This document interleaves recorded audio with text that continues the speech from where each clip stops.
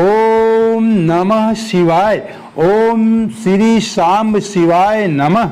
दोस्तों नमस्कार, हमारा नाम योगेश शुक्ला है और आप इस समय इस पर संदेश देख रहे हैं। दोस्तों आप लोग सोच रहे होंगे कि हम प्रतिदिन आपको इन किताबों के दर्शन क्यों करवाते हैं।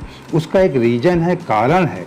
कहते हैं पुराण सुनने से पहले इन किताबों का पूजन शिव रूप में करना चाहिए। जिस प्रकार आपका ध्यान एकाग्र होना चाहिए, शिव के प्रति आपका मन लग जाना चाहिए, चाहे आप मोबाइल में देख रहे हों, चाहे या कहीं कथा घर में करवा या कहीं आप कथा सुनने जाते हैं, तो पहले किताबों का जो कहने का मतलब जो खंड हैं किताबों के उनको जाके प्रणाम करिए। उसके बाद भगवान भोलेनाथ में मन लगाकर कथा को सुनना चाहिए। तो इसलिए हम प्रतिदिन आपको इन किताबों के दर्शन करवाते हैं।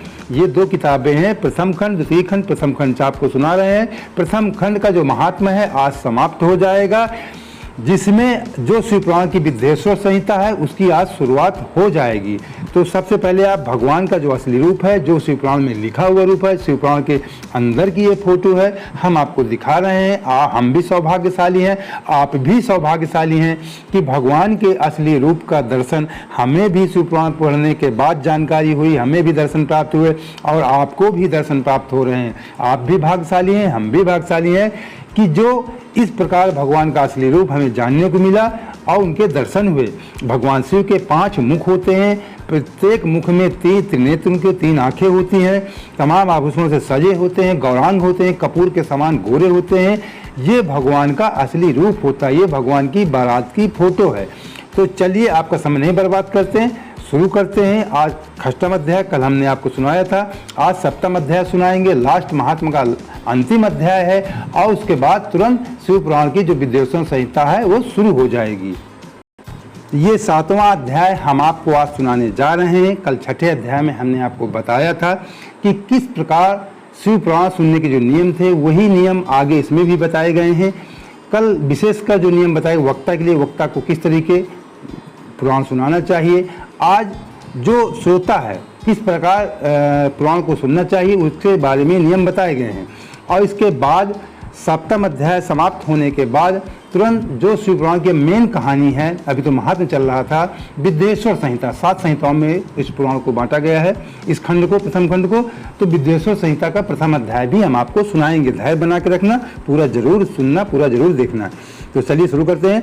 अथ सप्तमो अध्याय, श्रोताओं के पालन करने योग्य नियमों का वर्णन, कि श्रोता किस ढंग से किताब को सुने, उसमें इसके बारे में सौनक जी बोल रहे हैं, सूत जी से पूछना चाहते हैं। इधर संस्कृत में लिखा हुआ है, हिंदी में, हम हिंदी में आपको अच्छे से समझाने का प्रयास कर रहे हैं। सौनक जी बोले, हे शिव भक्तों में श्रेष्ठ महाबुद्धिमान सूत जी, आप धन्य हैं जो कि आपने यह अद्भुत एवं कल्याणकारी कथा हमें सुनाई। हे मुने, शिव पुराण की कथा सुनने के लिए व्रत धारण करने वाले लोगों को किन नियमों का पालन करना चाहिए। व्रत धारण करने में जो कथा सुनना चाहते हैं, जो कथा का व्रत रखना चाहते हैं, किन नियमों का पालन करना चाहिए उन लोगों को, यह भी कृपा पूर्वक सबके कल्याण की दृष्टि से बताइए। सौनक जी पूछ रहे, भी ऋषि हैं, सूत जी से पूछ रहे हैं। सूत जी बोले, हे सौनक, अब शिव पुराण सुनने का व्रत लेने वाले पुरुषों के लिए जो नियम हैं उन्हें भक्ति पूर्वक सुनिए। सूत जी कह रहे हैं सौनक जी की भक्ति पूर्वक मैं बता रहा हूँ क्या नियम, सुनिए। नियम पूर्वक इस श्रेष्ठ कथा को सुनने से बिना किसी विघ्न बाधा के उत्तम फल की प्राप्ति होती है। दीक्षा से रहित लोगों को कथा श्रवण में अधिकार नहीं है। बहुत महत्वपूर्ण बात है, इसको जान लीजिए आप लोग। हम भी अनभिज्ञ थे, आप भी अनभिज्ञ थे, बगैर शिव पुराण पढ़े सुने। दीक्षा से रहित, अगर आपने दीक्षा नहीं लिया है तो कथा श्रवण में अधिकार नहीं है, तो कथा सुनने का आपका अधिकार नहीं है।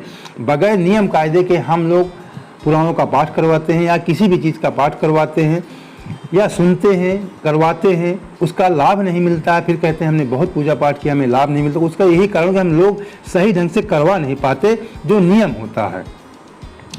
हाँ, दीक्षा, पहले दीक्षा लेनी चाहिए, नहीं है सुनने का अधिकार नहीं कथा सुनने का। अतः मुने, कथा सुनने की इच्छा वाले सब लोगों को पहले वक्ता से दीक्षा ग्रहण करना चाहिए। जो पुराण सुना रहा है, वक्ता है, उससे पहले आप दीक्षा ग्रहण कीजिए, उसके बाद पुराण सुनिए, ये नियम होता है।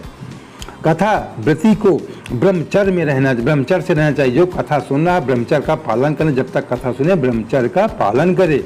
भूमि पर सोना चाहिए। जो कथा सुन रहा है उसको डेली, जब तक कथा उसके घर कहीं भी हो रही है, उसको भूमि पर सोना चाहिए, बिस्तर में नहीं सोना चाहिए। पत्तल में खाना खाना चाहिए। पत्तल जिस क्षेत्र में जो पत्तल मौजूद हो, हर जगह तरह तरह के पत्ते, कहीं केला के, कहीं प्लास जिसे छूल बोलते हैं, तमाम तरह के पत्ते होते हैं। तो इस तरह के पत्तों में खाना खाना चाहिए। और प्रतिदिन कथा समाप्त होने पर अन्न ग्रहण करना चाहिए। जब कथा समाप्त हो जाए तब अन्न ग्रहण करें। उसके पहले आप फलाहार, दूध, दही, घी कुछ आप खा सकते हैं।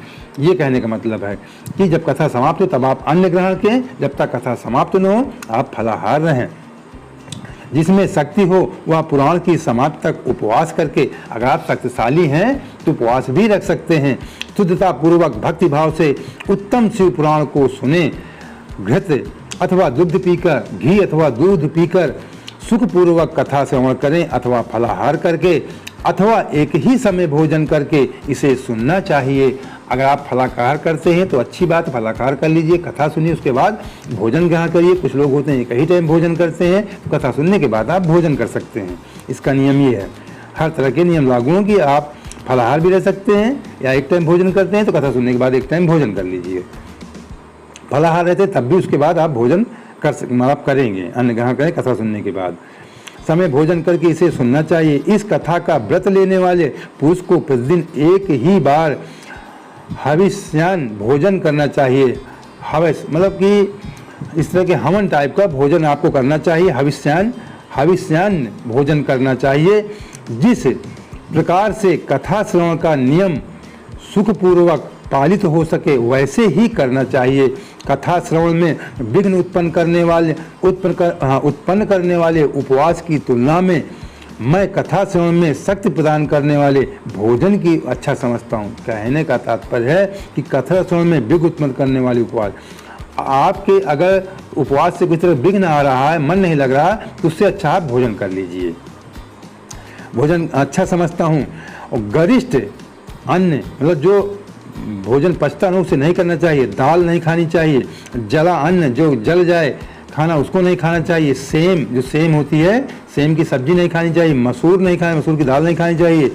भाव दूषित तथा बासी अन्न को खाकर कथा व्रती, और बासी जो खराब भोजन हो, बासी हो, उसे कथा व्रती पुरुष कभी कथा को न सुने। इस तरह के भोजन करके कथा व्रती को बैगन नहीं खाना चाहिए। तरबूज, चिचिंडा, मूली, कोहड़ा नहीं सब्जी खाना चाहिए। प्याज, नारियल का मूल, नारियल के अंदर जो गुदा है मूल, तथा अन्य कंद मूल का त्याग करना चाहिए। जिसने कथा का व्रत ले रखा हो वह पुरुष प्याज, लहसुन, हींग, गाजर, मादक वस्तु मतलब जो नशे वगैरह मादक वस्तु तथा अमिख कही जाने वाली वस्तुओं को त्याग दे। कथा का व्रत लेने वाला जो पुरुष हो उसे काम, क्रोध आदि 6 विकारों को, जो काम क्रोध से अब ग्रसित है उनको हटा दीजिए। काम, क्रोध आदि 6 विकारों, ब्राह्मणों को निंदा, पतिव्रता और साधु संतों की निंदा त्याग कर देना चाहिए। किस तरह के कोई कुटिल विचार मन में हो, काम, क्रोध, कुटिल विचार सबको त्याग दीजिए। कथा आप सुनना चाहते हैं। कथा श्रवण का व्रत धारण करने वाला व्यक्ति रजस्वला स्त्री को ना देखे। जो रजस्वला स्त्री उसको ना देखें जो कथा सुन रहे हैं। पतित मनुष्यों को कथा की बात ना सुनाएं। जो भ्रष्ट वृत्ति हैं उनको कथा की बात ना सुनाएं। ब्राह्मणों से द्वेष रखने वाले, वेद बहिष्कृत मनुष्यों के साथ संभाषण ना करें। जो वेद का नहीं मानते हैं उनके साथ संभाषण यानी उनसे तर्क वितर्क ना करें, वाद विवाद ना करें। कथाव्रती पुरुष प्रतिदिन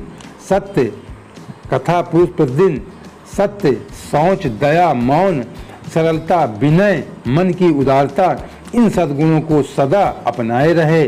श्रोता निष्काम हो, सकाम वह नियम पूर्वक कथा सुने। सकाम पुरुष अपनी अभीष्ट कामना को प्राप्त करता है और निष्काम पुरुष मोक्ष पा लेता है। दरिद्र, क्षय का रोगी, पापी, भाग्यहीन, संतान रहित पुरुष इस उत्तम कथा को सुने। जिसके संतान रोगी है, अगर किसी तरह से आप रोगग्रस्त हैं तो जरूर कथा सुने, आपका रोग ठीक हो जाएगा। किस तरह कोई पाप हो गए हैं तब भी आप कथा सुने, आपके पाप क्षम्य हो जाएंगे, माफ हो जाएंगे। भाग्यहीन है, भाग्य आपका साथ नहीं दे रहा, तब भी कथा को सुने, आपको भाग्य साथ देने लगेगा। संतान रहित हैं, अगर आपके कहने का मतलब बच्चे नहीं हो रहे हैं, संतान रहित पुरुष हैं जिसके कोई औलाद नहीं है, उस कथा को जरूर सुने, भगवान भोलेनाथ आपको संतान प्रदान करेंगे। काकवंध्या आदि जो 7 प्रकार की दुष्टा स्त्रियां हैं तथा जिस स्त्री का गर्भ गिर जाता हो, इस सभी को शिव पुराण की उत्तम कथा सुननी चाहिए। जिस स्त्री का गर्भ न रुकता हो उसको भी कथा को जरूर सुननी चाहिए। हे मुने, स्त्री हो या पुरुष, सबको यत्नपूर्वक विधि विधान से शिव पुराण की उत्तम कथा सुननी चाहिए। स्त्री पुरुष कोई विधि विधान से अच्छे ढंग से कथा सुननी चाहिए। इस शिव पुराण के कथा पुराण के दिनों को अत्यंत उत्तम करोड़ों यज्ञों के समान पवित्र मानना चाहिए। जब शिव पुराण का पारायण हो, समाप्ति हो, तो ये समझ के आप मन में आप ये समझें कि हमने करोड़ों यज्ञों समान कोई कार्य किया है, पवित्र मानना चाहिए। इन श्रेष्ठ दिनों में विधि पूर्वक जो थोड़ी सी भी वस्तु दान की जाती है, श्रेष्ठ दिनों जब पुराण के समय कोई भी आप दान करते हैं, वस्तु दान की जाती है, उसका अक्षय फल मिलता है, वो फल अक्षय होता है। इस प्रकार व्रत धारण करके इस परम श्रेष्ठ कथा का सेवन करके आनंद पूर्वक श्रीमान पुरुषों को इसका उद्यापन करना चाहिए, आनंद पूर्वक अच्छे मन से उद्यापन करना चाहिए। समाप्ति, इसके उद्यापन की विधि शिव चतुर्दशी के उद्यापन के समान है। जो इसकी समापन की विधि है वो विधि शिव चतुर्दशी उद्यापन, शिव चतुर्दशी जिस ढंग से उद्यापन हो किया जाता है उसी ढंग से इसका भी उद्यापन समापन करना चाहिए। अतः यहाँ बताए गए फल की आकांक्षा वाले धनाढ्य लोगों को उसी प्रकार से उद्यापन करना चाहिए। अल्प वित्त वाले भक्तों के लिए प्रायः उद्यापन की आवश्यकता नहीं है। अल्प वित्त मतलब आप कम पैसे वाले हैं तो आपको उद्यापन की आवश्यकता नहीं है, पैसे वाले हैं तो अच्छे ढंग से आप उद्यापन कीजिए। अल्प वित्त वाले भक्तों के लिए प्रायः उद्यापन की आवश्यकता नहीं है, वे तो कथा श्रवण मात्र से पवित्र हो जाते हैं। कहने का मतलब आप अगर निर्धन हैं तो कथा श्रवण से आप पवित्र हो जाते हैं। उद्यापन में आप पैसा मत खर्च करें, कर्ज किसी से मत ले, भगवान कहते हैं। शिव जी के निष्काम भक्त को शिव स्वरूप ही होते हैं। हे महर्षि, इस प्रकार शिव पुराण की कथा के पाठ एवं श्रवण संबंधी यज्ञोत्सव की समाप्ति होने पर श्रोताओं को भक्ति एवं प्रयत्नपूर्वक भगवान शिव की पूजा की भांति पुराण पुस्तक की भी पूजा करना चाहिए। प्रयत्नपूर्वक भगवान शिव की, जिस तरह भगवान शिव की पूजा करते हैं उसी प्रकार पुस्तकों की भी पूजा करें। इसको बारे में कल भी बताया गया था। पुस्तकों की पूजा करें, तदंतर विधि पूर्वक वक्ता के उसी प्रकार वक्ता का भी पूजन करें। बाद में पहले भगवान भोलेनाथ का, फिर किताबों का, पुराणों का, फिर उसके बाद वक्ता जो कथा सुना रहा उसकी पूजा करें। साथ में जो सहयोगी एक ब्राह्मण होता है उसका भी पूजन करें। एक सहयोगी ब्राह्मण रखा जाता है। पुस्तक को आच्छादित करने के लिए नवीन एवं सुंदर बस्ता बनाएं। पुस्तकों को रखने के लिए अच्छा एक बस्ता जिसमें किताबों को भर के रखा जाए और उसे बांधने के लिए दृढ़ एवं दिव्य सूत्र, मजबूत और अच्छा सूत्र लगाएं। फिर उसका विधिवत पूजन करें। पुराण के लिए जो लोग नया वस्त्र सूत्र देते हैं, अगर पुराण के लिए रखने के लिए आप नया वस्त्र प्रदान करते हैं, आप बांधने के सूत्र देते हैं, तो वे जन्म जन्मांतर में भोग और ज्ञान से संपन्न होते हैं। कथावाचक को अनेक प्रकार के बहुमूल्य पदार्थ देने चाहिए। जो कथावाचक है उसको अनेक प्रकार के आप जो भी आप कह सकती है बहुमूल्य पदार्थ देने चाहिए। पैसा, रुपया, धन जो भी आपके पास आप देना चाहिए अपने यथाउचित। और उत्तम वस्त्र, उसे वस्त्र भी दान देना चाहिए। आभूषण जो आपके सक्षम हो, सोना चांदी जो भी कुछ आपके हैं सक्षम देना चाहिए। सुंदर पात्र, अच्छे बर्तन देना चाहिए आदि विशेष रूप से देने चाहिए। पुराण के आसन के रूप में जो लोग कंबल, जो पुराण के आसन नीचे रखने के लिए कंबल, मृग चर्म, वस्त्र, चौकी, तख्ता आदि प्रदान करते हैं, वे स्वर्ग प्राप्त करके यथेच्छा सुखों का उपभोग कर पुनः कर। अब देख लीजिए, कहने पुराण के आसन के रूप, पुराण के रखने के लिए कम्बल, मृग चर्म, मृगी जो चर्म होती है, वस्त्र कोई भी कपड़ा, चौकी कोई चौकी बनवा के या तख्ता कोई पटरा दे करके प्रदान करते हैं, वे स्वर्ग प्राप्त करके यथेच्छ सुखों का उपभोग पुनः कल्प पर्यंत ब्रह्मलोक में रहकर अंत में शिवलोक प्राप्त करते हैं। इतना अगर आप करते हैं तो कितना बड़ा आपको फल मिलेगा।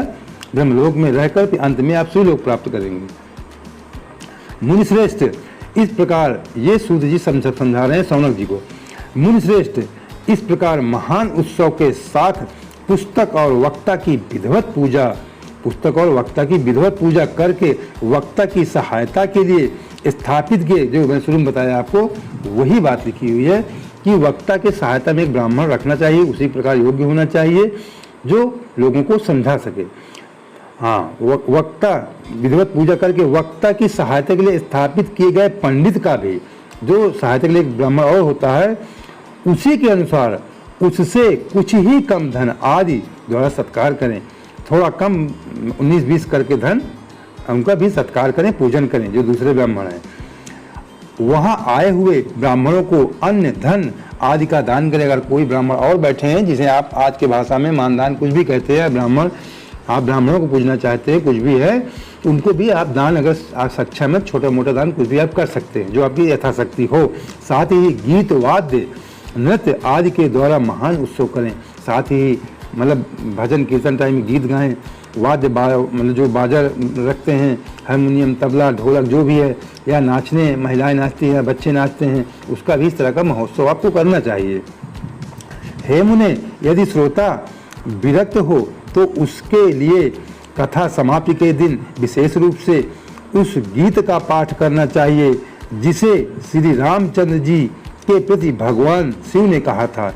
जो गीत हो श्री रामचंद्र जी ने भगवान शिव ने कहा था, उसको गाना चाहिए। यदि श्रोता गृहस्थ हो तो उस बुद्धिमान को उस श्रवण कर्म की शांति के लिए शुद्ध हविष्य के द्वारा होम करना चाहिए। अगर आप गृहस्थ हैं तो आपको होम हवन जो होता है उसको करना चाहिए। हे मुने, रुद्र संहिता के प्रत्येक श्लोक द्वारा होम करें। रुद्र संहिता, आगे इसमें रुद्र संहिता इसी में है, 7 संहिता है, तो रुद्र संहिता के प्रत्येक श्लोक, रुद्र संहिता में श्लोक लिखे हैं, उसके द्वारा आपको होम करना चाहिए, हवन करना चाहिए, अथवा गायत्री मन से करना चाहिए। गायत्री मन से करना चाहिए क्योंकि वास्तव में यह पुराण गायत्री मय ही है। या तो आप रुद्र संहिता से, श्लोक से हवन करें, या गायत्री मन से आप हवन करें ही है, अथवा शिव पंचाक्षर मूल मन से हवन करना चाहिए, अथवा शिव पंचाक्षर से ओम नमः शिवाय है, इस मन से भी आप हवन कर सकते हैं। होम करने की शक्ति न हो तो विद्वान पुरुष यथाशक्ति हवनी हविष्य का ब्राह्मण को दान करे। यदि होम करने की शक्ति न हो, शक्ति सभी के पास, हवन ब्राह्मण को दान करें हविष्य का, तो अगर दान करना है तो हवन कर भी सकते हैं, इतनी कोई बड़ी चीज़ नहीं है। न्यून तिरिक्त तारूप दोषों की शांति के लिए भक्तिपूर्वक शिव सहस्त्रा नाम का पाठ अथवा श्रवण करें, इससे सब कुछ सफल होता है, इसमें संशय नहीं है, क्योंकि तीनों लोकों में उससे बढ़कर कोई वस्तु नहीं है। तथा श्रवण संबंधी व्रत की पूर्णतया सिद्धि के लिए 11 ब्राह्मणों को मधु मिश्रित, ये बात सब चीज़ें जान लीजिए, नहीं कभी आप पुराण कराएं तो इन सब चीज़ों को करना चाहिए। हाँ, जब व्रत की पूर्णता, जब आपकी कथा समाप्त हो जाए, व्रत की पूर्णता की सिद्धि के लिए, आपका व्रत समाप्त हो गया है, आपका व्रत जो है अब सिद्ध हो जाए, जो आपने सुना है उसका आपको फल प्राप्त हो, सिद्धि हो जाए, 11 ब्राह्मणों को मधु मिश्रित, लास्ट में जिसमें आपको दापन हो, 11 ब्राह्मणों को मधु यानी शहद मिश्रित खीर भोजन कराएं और उन्हें दक्षिणा दें। उन्हें शहद से मिली हुई मिक्स खीर खिलाएं और लास्ट में दक्षिणा प्रदान करके विदा करें। ऐसा लिखा गया है, तब आपको उस व्रत की सिद्धि होगी। मुने, यदि शक्ति हो तो 3 पल 12 तोला, आज के समय में संभव नहीं है, राजा महाराजाओं के लिए लिखा होगा। मुने, यदि शक्ति हो, संभव हो तो 3 पल 12 तोला सोना, 12 तोला सोना बहुत होता है, सोने का एक सुंदर सिंहासन बनवाएं और उस पर उत्तम अक्षरों में लिखी अथवा लिखाई हुई उत्तम अद्भुत सिंहासन बनवाएं, उस पर शिवपुराण लिखवाएं, लिखी या लिखाई हुई शिवपुराण की पुस्तक विधिपूर्वक स्थापित करें। तत्पश्चात पुरुष आवाहन आदि विविध उपचारों से उसकी पूजा करके दक्षिणा चढ़ाएं। तदंतर जितेंद्रीय आचार का वस्त्र आभूषण एवं गंध आदि से पूजन करके उत्तम बुद्धि वाला श्रोता भगवान शिव के संतोष के लिए दक्षिणा सहित वह पुस्तक उन्हें समर्पित कर दे। कहने का तात्पर्य है कि अगर आप संभव हैं तो 12 तोले का एक सिंहासन में है, उसमें शिव पुराण लिखवाएं। लिखवाने के बाद भगवान शिव के संतोष के लिए दक्षिणा सहित उस पुस्तक को समर्पित, उन्हें समर्पित अपना वक्ता को दान दे दें, समर्पित कर दें। हे सौनाथ, ये आज के समय में संभव नहीं दिख रहा, फिर भी जो नियम है पूंजीपतियों के लिए कोई बड़ी चीज़ नहीं है, छोटी चीज़ है, लोग कर सकते हैं। हे सौनक, सूर्य जी कहते हैं, हे सौनक, इस पुराण के उस दान के प्रभाव से भगवान शिव का अनुग्रह पाकर पुरुष भावबंध से मुक्त हो जाता है। इस तरह विधि विधान का पालन करने पर श्री संपन्न शिव पुराण संपूर्ण फल को देने वाला तथा भोग और मोक्ष का दाता होता है। हे मुने, मैंने आपको शिव पुराण का यह सारा महात्म जो संपूर्ण अभीष्ट को देने वाला है बता दिया। अब और क्या सुनना चाहते हैं? श्री संपन्न शिव पुराण समस्त पुराणों का तिलक स्वरूप माना गया है। शिव पुराण सभी पुराणों में सर्वश्रेष्ठ नहीं, तिलक माथे पे लगने वाली चीज सर्वश्रेष्ठ, सबसे ऊपर माना गया है। शिव पुराण समस्त पुराणों का तिलक स्वरूप माना गया है। यह भगवान शिव को अत्यंत प्रिय है, रमणीय तथा भव रोग का निवारण करने वाला है। जो सदा भगवान विश्वनाथ का ध्यान करते हैं, जिनकी वाणी शिव के गुणों की स्तुति करती है और जिनके दोनों कान उनकी कथा सुनते हैं, इस जीव जगत में उन्हीं का जन्म लेना सफल है। वे निश्चय ही संसार सागर से पार हो जाते हैं। भिन्न भिन्न प्रकार के समस्त गुण जिनके सच्चिदानंदमय स्वरूप का ही कभी स्पर्श नहीं करते, जो अपनी महिमा से जगत के बाहर और भीतर वाणी एवं मनोवृत्ति रूप में प्रकाशित होते हैं, उन अनंत आनंद घन रूप परम शिव की मैं शरण लेता हूँ। ये सूत जी कहते हैं। इन्होंने अब ये महात्म के जो 7 अध्याय थे ये समाप्त हो गए। अभी आपको दिखा रहे हैं आगे विद्वेश्वर संहिता के बारे में। तो ये अभी आपको इसको भी सुना रहे हैं, सुन लीजिए, बहुत जरूरी है। तो महात्म के 7 अध्याय थे, 7वां अध्याय हमने समाप्त कर दिया, आपको सुना दिए हैं। पहले 2-3 अध्यायों में, पहले प्रथम अध्याय में था कि शिव पुराण ही सब कुछ संपन्न है। कहने का मतलब सर्वगुण आप संपन्न कह सकते हैं कि शिव पुराण सुनने से सारे आपके दुख दूर हो जाते हैं। इससे बड़ा कोई तीर्थ नहीं, इससे बड़ा कोई देवता नहीं है। ये पहले अध्याय में। दूसरे तीसरे अध्याय में कुछ कहानियाँ थी कि शिव पुराण सुनने से क्या फल मिला। एक देवराज की कहानी थी, दूसरा चंचुला और दुर्मग्नि जो उसका पति था उनकी कहानी थी। अब इसके बाद लास्ट में 2 अध्याय, 6ठा और 7वां अध्याय शिव पुराण किस तरीके सुनना चाहिए इसके बारे में बताया गया था। तो 7वां अध्याय समाप्त हो चुके हैं महात्म के। अब शिव पुराण की जो असली कथा है वो शुरू होगी।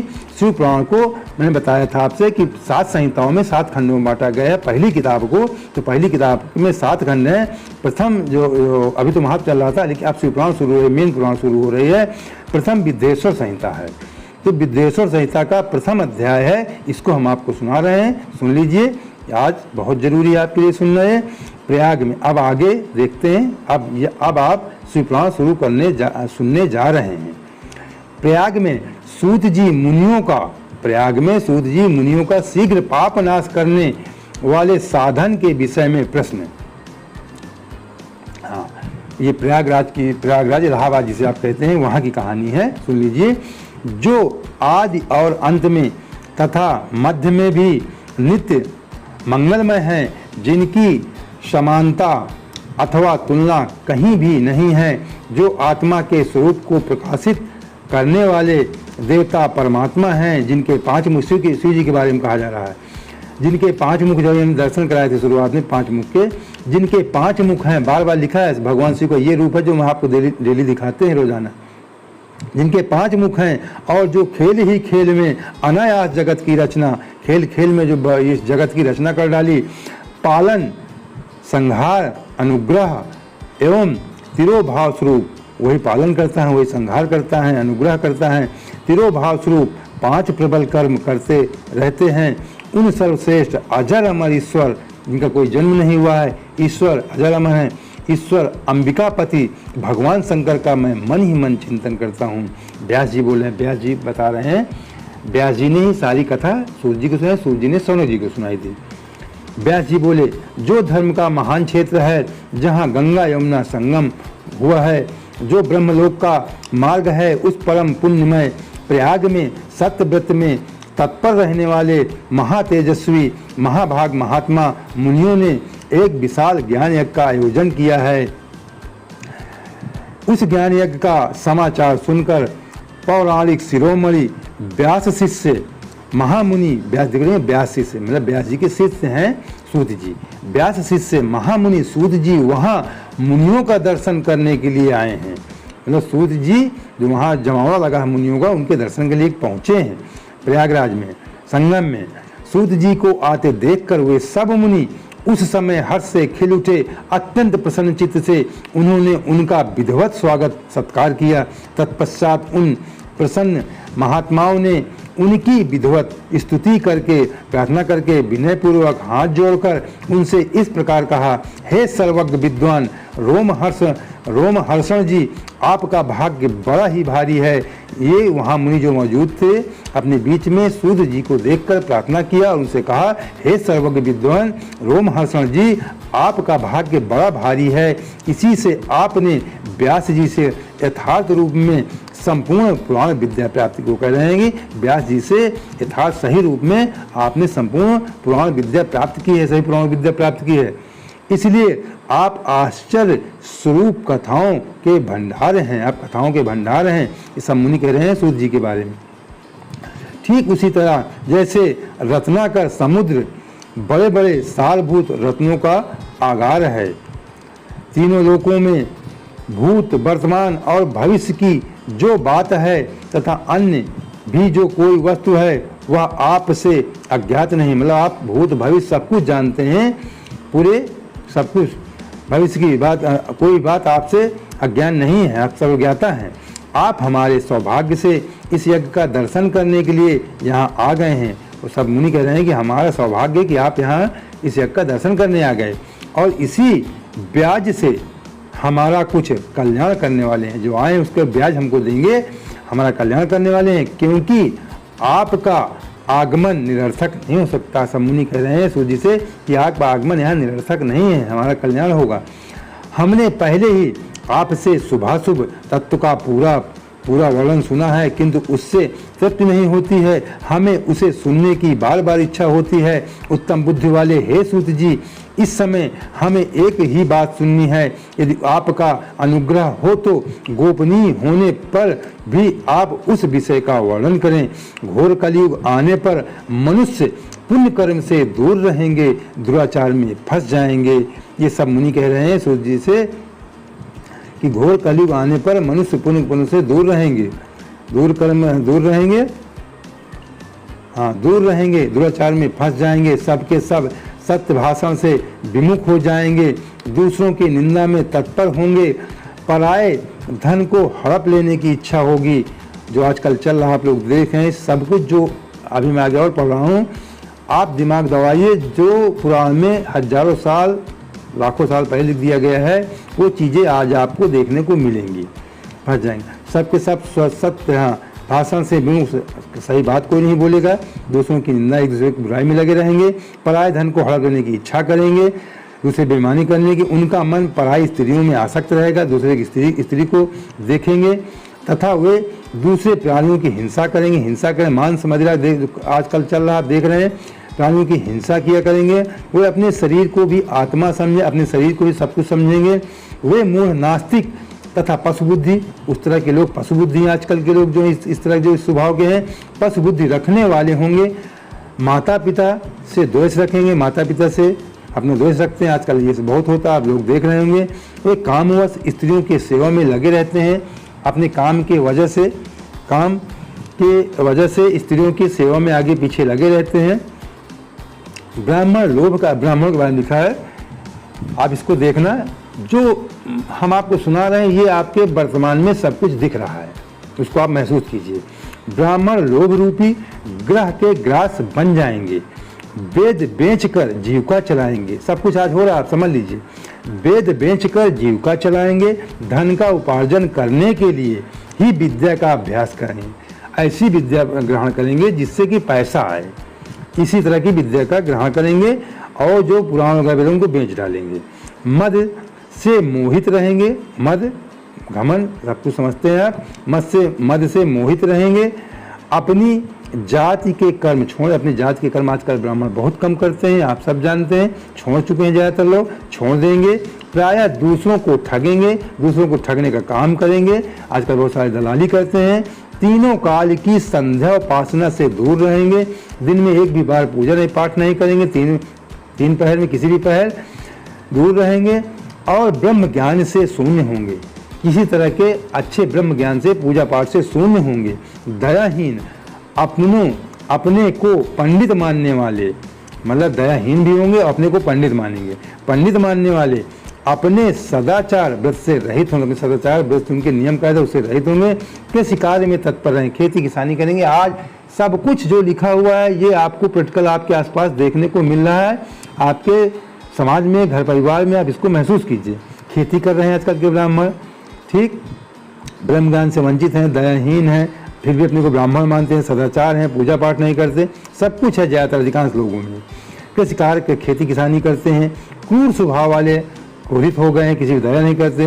दूषित विचार वाले हो गए हैं, दूषित विचार उनको दूषित रहता है, एक दूसरे की ईर्ष्या में लगा रहता है, दूसरे विचार वाले। ये ब्राह्मणों के बारे में लिखा है। अब क्षत्रियों के बारे में, समस्त क्षत्रिय भी अपने धर्म का त्याग करने वाले, क्षत्रिय अपने धर्म का त्याग कर देंगे, कुसंगी हो जाएंगे, पापी व्यभिचारी हो जाएंगे। जो आज के क्षत्रिय हैं उनमें शौर्य का अभाव होगा, वीरता का अभाव होगा, वे युद्ध से विरत, अर्थात युद्ध के उसमें आप आजकल नहीं पढ़ते हो, अर्थात रण में प्रीति न होने से भागने वाले होंगे, जिसे आप कायर दगाबाज कह सकते हैं, वो रण छोड़ के भागेंगे।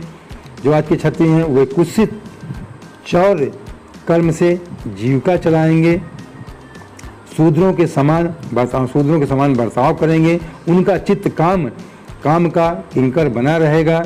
वे शास्त्र विद्या को नहीं जानने वाले, शास्त्र विद्या को नहीं जानते, गौ और ब्राह्मण की रक्षा न करने वाले। आजकल के क्षत्रिय देखते हैं ब्राह्मणों की रक्षा नहीं करते, अच्छा छोड़ दीजिए, उन्हीं का जैसे कंपटीशन चलता है। गौ और ब्राह्मण की रक्षा न करने वाले, शरणागत की रक्षा न करने वाले, क्षत्रिय के बारे में लिखा है, न करने वाले, तथा सदा कामनी की खोज में तत्पर रहेंगे, कामनी की खोज में सदैव लगे रहेंगे। प्रजापालन स्वरूपी सदाचार से रहित, प्रजापालन जो उनका पहले का था वो आजकल नहीं रहे, सदाचार से रहित रहेंगे। भोग में तत्पर हैं, भोग विलास में तत्पर रहेंगे। प्रजा का संहार करने वाले, प्रजा का शोषण करेंगे। दुष्ट और प्रसन्नतापूर्वक जीव हिंसा करने वाले होंगे, जीव हिंसा करेंगे प्रसन्नतापूर्वक बहुत अच्छे से। वैश्य, जो बनिया समाज के लोग हैं, व्यापारी समाज के लोग, उनके बारे में लिखा है। वैश्य संस्कार भ्रष्ट, वैश्य जो है संस्कार भ्रष्ट होंगे, स्वधर्म त्यागी होंगे, कुमार्गी होंगे, धनोपार्जन परायण में लगे रहेंगे, तथा नाप तौल में अपनी कुत्सित, नाप तौल में जो आजकल आप देख रहे हैं कुत्सित वृत्ति का परिचय देने वाले होंगे, नाप तौल में बेईमानी करके धन कमाने का प्रयास करेंगे। ये वैश्यों के लिए लिखा है। वे गुरु देवता और द्विजातियों, मतलब गुरु, अपने गुरु को, देवता को, द्विजातियों में ब्राह्मणों को प्रति भक्त शून्य होंगे, किसी तरह नहीं मानेंगे ब्राह्मण क्या होते हैं। कुत्सित बुद्धि वाले द्विजों को भोजन न कराने वाले, कुत्सित बुद्धि वाले द्विजों, हाँ ये कुत्सित बुद्धि वाले होंगे जो वैश्य होंगे, द्विजों को भोजन न कराएं, ब्राह्मणों को भोजन नहीं कराएंगे। प्रायः कृपणता यानी कंजूसी के कारण मुट्ठी बांध कर रखने वाले, पराई स्त्रियों के साथ कामरत, दूसरी स्त्रियों के प्रति मतलब कामरत रहेंगे। मलिन विचार वाले, गंदे विचार वाले, लोभ मोह से भ्रमित चित्त वाले, वापी, कूप, तवांग आदि के निर्माण तथा यज्ञ आदि सत्कर्मों में धर्म का त्याग करने वाले होंगे। यज्ञ आदि में कोई इनका मतलब नहीं, उसको त्याग करेंगे आजकल के जो वैश्य समाज हैं। इसी तरह कुछ शूद्र, अब शूद्र जो छोटी जात के लोग, उनके बारे में लिखा है। शूद्र कहने का मतलब वो लोग अपने गलत मत समझा करें, वो लोग कहेंगे हमें शूद्र कहा लिखा रहता है पुराणों में। ब्राह्मण के लिए ब्राह्मण लिखा है, वैश्य के लिए वैश्य लिखा है, क्षत्रिय के लिए क्षत्रिय लिखा है। जो जिस कर्म था उस कर्म के अनुसार उनका नाम जो पुराने जमाने से चले आए, तो शूद्र को शूद्र लिखा है। इसमें बुरा मानने की कोई बात नहीं है। ब्राह्मण कहने ब्राह्मण बुरा नहीं मानता है, क्षत्रिय कहने क्षत्रिय बुरा नहीं मानता है। इस तरीके इन बातों जो पुराण लिखा है इनको गलत नहीं मानना चाहिए। इसी तरह कुछ शूद्र ब्राह्मणों के आचार में तत्पर होंगे, कुछ शूद्र ब्राह्मणों के आचार में मतलब ब्राह्मण बनने का प्रयास करेंगे। उनकी आकृति उज्जवल होगी, वो आजकल के शूद्र गोरे होंगे, अर्थात वे अपना कर्म धर्म छोड़कर उज्जवल वेशभूषा में विभूषित हो व्यर्थ घूमेंगे। मतलब अपना कर्म धर्म छोड़ देंगे, जो भी उनके कर्म है, उज्जवल सफेद वेशभूषा में व्यर्थ इधर उधर घूमेंगे, फालतू काम करेंगे, वे मूढ़ होंगे, मूर्ख होंगे, स्वभावता ही अपने धर्म का त्याग करने वाले होंगे, अपने धर्म को नहीं मानेंगे, त्याग कर देंगे। वे भांति भांति के तप करने वाले होंगे, तरह तरह इधर उधर के फालतू के तप करेंगे, द्विजों को अपमानित करेंगे, ब्राह्मणों को अपमानित करने का प्रयास करेंगे। छोटे सब कुछ आज हो रहा है, जो इसमें हजारों लाखों साल पहले का है, जो आज सब हो रहा है। छोटे बच्चों की अल्प मृत्यु होने के लिए अभिचारी कर्म करेंगे, मंत्रों के उच्चारण करने में तत्पर, मंत्रों को उच्चारण खुद करना चाहेंगे। शालिग्राम की मूर्ति आदि पूजेंगे, खुद घर में रख के पूजा पाठ करेंगे, होम करेंगे, किसी न किसी के प्रतिकूल विचार सदा करते रहेंगे, मतलब इधर उधर के किसी की प्रतिकूल विचार करते रहेंगे। कुटिल स्वभाव वाले होंगे, मतलब खराब स्वभाव वाले होंगे, और द्विजों से द्वेष भाव रखने वाले, ब्राह्मणों से सदैव ईर्षा द्वेष रखने वाले होंगे, जो छोटी जात के शूद्र समाज के लोग होंगे। वे यदि धनी हुए तो कुकर्म में लग जाएंगे, यदि विद्वान हुए, उनके बारे में शूद्रों में लिखा है, यदि धनी हुए तो कुकर्म में, अगर पैसा आया तो कुकर्म में लग जाएंगे, विद्वान हुए तो विवाद करने वाले हो, अगर पैसा आएगा तो कुकर्म करेंगे, पढ़ लिख जाएंगे, दूसरों से विवाद करेंगे, उनके बारे में लिखा हुआ है। कथा और उपासना धर्मों के वक्ता होंगे और धर्म का लोप करने वाले होंगे, थोड़ा पढ़ लिख जाएंगे, वक्ता हो जाएंगे, लेकिन धर्म का लोप भी करेंगे। वे सुंदर राजाओं के समान वेशभूषा धारण करने वाले हैं, सुंदर मतलब राजाओं के पहनावा ओढ़ाव उनका हो जाएगा। दंभी, दानमानी, अतिशय अभिमानी, विप्र आदि को अपना सेवक मानकर, मतलब ब्राह्मणों को अपना सेवक मानकर, विप्र आदि को अपना सेवक मानकर, अपने को स्वामी मानने वाले, अपने को स्वामी मानेंगे, जिस तरह की आजकल गलत धारणाएं समाज में चल रही हैं। वे अपने धर्म से शून्य, मूढ़, वर्णशंकर, क्रूर बुद्धि वाले, महाभिमानी और सदा चारों वर्णों के धर्म का लोप करने वाले होंगे, सब धर्म को नाश करेंगे। वे अपने को श्रेष्ठ कुल वाला मानकर चारों वर्णों से विपरीत व्यवहार करने वाले, जो चार वर्ण बनाए गए हैं सनातन धर्म में, सनातन संस्कृति हिंदू धर्म में, उनसे सबसे अपने आप को उनसे विपरीत व्यवहार करेंगे। विपरीत व्यवहार करने वाले, सभी वर्णों को भ्रष्ट करने वाले, मूल और अनुचित रूप से सत्कर्म करने में तत्पर रहेंगे, अनुचित रूप से सत्कर्म करेंगे, सही ढंग से सत्कर्म नहीं करेंगे। कलयुग की स्त्रियां प्रायः सदाचार से भ्रष्ट, स्त्रियों को लिखा है, कलयुग की स्त्रियां प्रायः सदाचार से भ्रष्ट होंगी, पति का अपमान करने वाली होंगी, सास ससुर से द्रोह करेंगी, किसी से भय नहीं मानेंगी और मलिन भोजन करेंगी, गंदा भोजन करेंगी। स्त्रियों के बारे में लिखा है, वे कुत्सित हाव भाव में तत्पर रहेंगी, गलत हाव भाव में तत्पर रहेंगी, उनका शील स्वभाव बहुत बुरा होगा। वे काम विह्वल, परपति से रति करने वाली और अपने पति की सेवा से सदा विमुख रहेंगी, दूसरे की पति को देखेंगी, अपने पति की सेवा नहीं करेंगी, विमुख रहेंगी। संतानें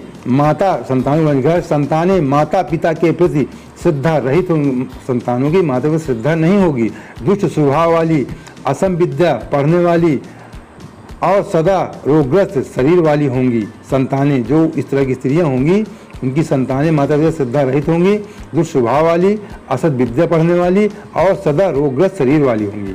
हे सूत जी, इस तरह की जिनकी बुद्धि नष्ट हो गई है और जिन्होंने अपने धर्म का त्याग कर दिया है, ऐसे लोगों को इहलोक और परलोक में उत्तम गति कैसे प्राप्त होगी? कैसे प्राप्त होगी? ऐसे लोगों को इहलोक और परलोक में उत्तम गति कैसे प्राप्त होगी? इसी चिंता से हमारा मन सदा व्याकुल रहता है। परोपकार के समान दूसरा कोई धर्म नहीं है, अतः जिसे छोटे उपाय से ऐसे लोगों को इहलोक और परलोक में उत्तम गति कैसे प्राप्त होगी, इसी चिंता में हमारा मन सदा व्याकुल रहता है। परोपकार के समान दूसरा कोई धर्म नहीं है, अतः जिस छोटे उपाय से इन सब के पापों का तत्काल नाश हो जाए, उसे इस समय कृपा पूर्वक बताइए, क्योंकि आप समस्त सिद्धांतों के ज्ञाता हैं। इस सूत्र जिसे सब मुनि कह रहे हैं कि जो इस तरह के लोग हैं ब्राह्मण क्षत्रिय शूद्र में, उनको किस तरीके उनके पाप नाश हो जाए, उनको शुद्धि मिल जाए, इसके बारे में पूछ रहे हैं। व्यास जी बोले, उन भवितात्मा मुनियों की यह बात सुनकर सूत जी, ये व्यास जी सुना रहे हैं, बता रहे हैं आगे, उन भवितात्मा मुनियों की यह बात सुनकर सूत जी मन ही मन भगवान शंकर का स्मरण करके मुनियों से इस प्रकार कहने लगे। अब आगे सूत जी मुनियों को क्या समझाए, जो इस तरह के पथभ्रष्ट लोग हैं उनको किस तरीके उनके पापों का नाश होगा, उन्हें किन तरीके उनको भगवान शिव लोग पहुँचेंगे। अब अगले अध्याय में, द्वितीय अध्याय है, कल इसे हम आपको सुनाएंगे। तो ओम नमः शिवाय, ओम श्री सांब शिवाय नमः।